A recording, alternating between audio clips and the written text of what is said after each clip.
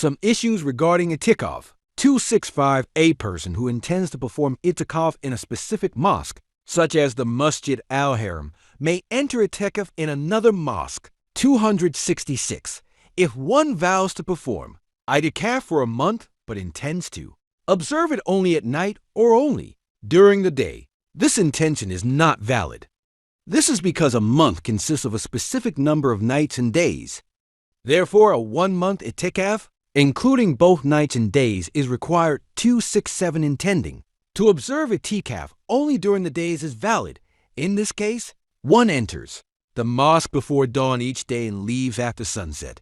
If one is not intended to observe Itikaf continuously, Itikaf may be performed on the desired days. When the intention for Itikaf is made for a single day, the night is not included. However, if a vow is made to observe Itikaf for a specified number of consecutive days, the nights are also included in this vow. The opposite is also true. In this case, one enters the mosque before sunset to begin Itikaf. One remains in the mosque during the specified nights and days.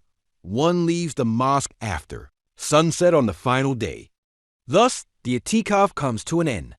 268. If one vows to spend a specific Ramadan in Itikaf, the fast of that Ramadan is sufficient to fulfill the Itikaf fast.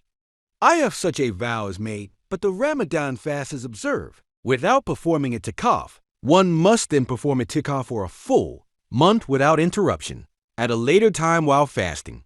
If another Ramadan arrives without having performed Itikaf, the Itikaf to be performed during that Ramadan will nitrogen monoxide longer be sufficient.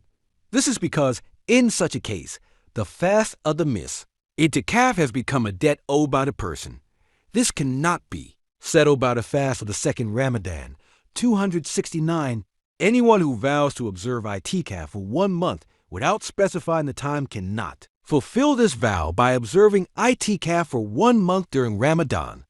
This is because, for this Itikaf, the obligation to fast for 1 month is also imposed upon them by this vow.